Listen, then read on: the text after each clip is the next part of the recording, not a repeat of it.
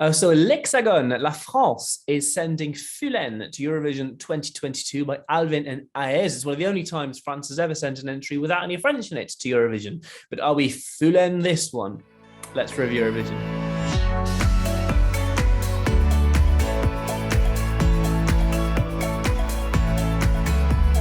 Yeah, so Eurovision 2022 is making a little bit of history. It's the first time not a single word of French has been in any performing country. Yeah, it's normally either Switzerland does it or France does it or both, as they did last year. But after two pretty solid French singing entries last year, not a word of it this time. They're going regional instead. The song is in Breton, one of the regional languages up from the northwest of France. Let's have a little listen to it.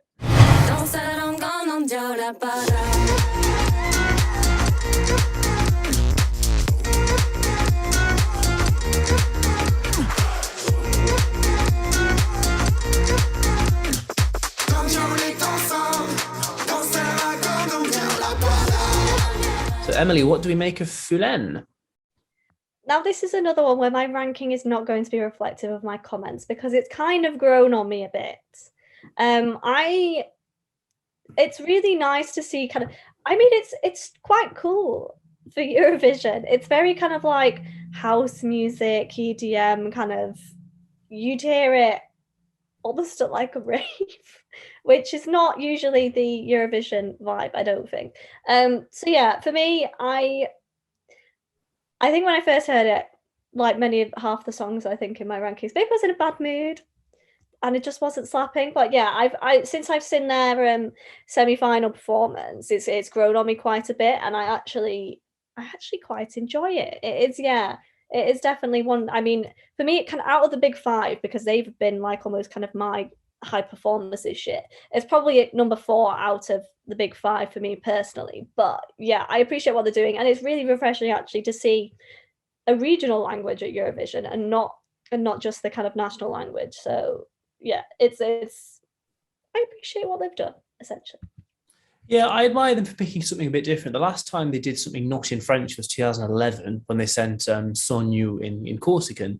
I quite religiously watch, whenever they have a national final, I quite religiously watch the French final. And last year, Eurovision C'est vous qui décidez was incredible. It's one of the best national finals ever. This year, it wasn't quite up there, and I didn't listen to any of the songs before the show.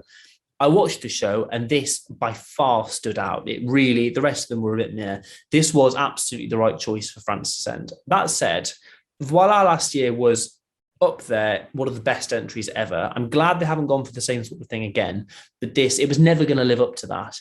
And I enjoyed it when I did my ranking. It's slightly fallen down a little bit now because it is interesting, but it does come across a little bit chaotic, I think.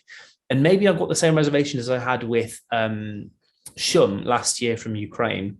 But when I've played this to friends and family and they've seen the performance, when they see the green in the background and they're reminded of Katerina Pavlenko's green sort of Orville thing last year, the vibe of the song and everything, they say, oh, well, they're just trying to do Ukraine last year, aren't they? And I think that resonated with so many people in 2021 that I think people might actually remember it and think, oh, they're trying to do the same thing again.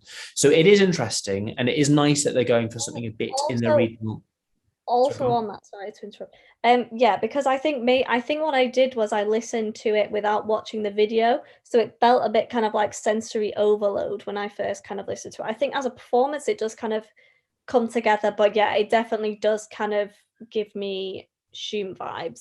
But I think as a performance, it comes together a lot more than if you just hear the song. So, you know, if someone pops out to make a cup of tea when this one's on, and, you know, they're just hearing it, they're thinking, what the bloody hell is that? But I think, yeah, although it is a bit kind of Ukraine copycat, as a performance, it's a lot more impressive than just listening to the song. Yeah, I'm the other way around. I prefer listening to it. I think it's a little bit, you know, when it's all in person. I vibe to it a lot more when I'm listening to it directly. So I don't know, it's going to be quite divisive. I think some people are saying, well, it's guaranteed top 10. There's no way this isn't coming in the top 10. We'll get onto that now. Obviously, France is automatically qualified to the final. They're performing 6th, so they're in the middle of the first half that they drew. Where does it sit in our ranking, and where do we think it's gonna finish? I'll go first. It's my number 8 of the year when I did the ranking. It's now probably fallen down to around the 15 mark, to be honest. I think other ones have sort of crept up. It was my number 8 when I did this, and I'm going to stick with it. I think this is going to, I'm worried this will flop, actually. This could be a surprise bottom 5.